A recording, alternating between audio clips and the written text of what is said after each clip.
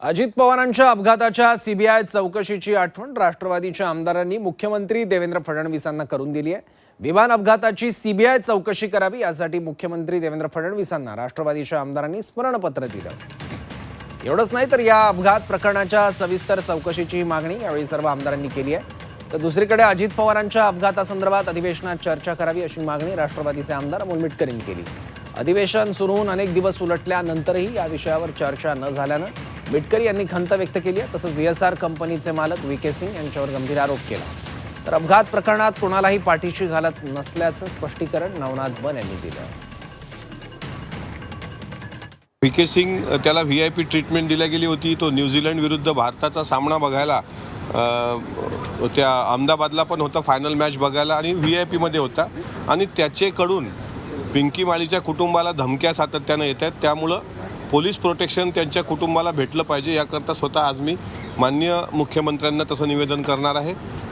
त्याच्यामुळे VK सिंगला कोण वाचवते, त्याला कोणाचं पाठबळ आहे, मी कालही माझ्या आरोपावर ठाम आहे की VK सिंगचे अंडरवर्ल्डशी संबंध आहेत का याची चौकशी, त्याची नार्को टेस्ट केल्याशिवाय समोर येणार नाही।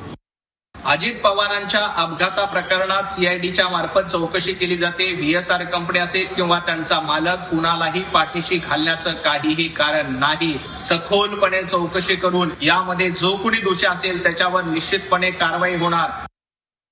तपास यंत्रणाचा अहवाल येऊ द्या, मग पाहू, हे उपमुख्यमंत्री बोलू शकतात, पण एक पत्नी बोलू शकत नाही जिने आपला पती गमावला। अशा पद्धतीने संशोधन हे रोहित पवार यांनी समोर आणलेलं असेल आणि ते आहे।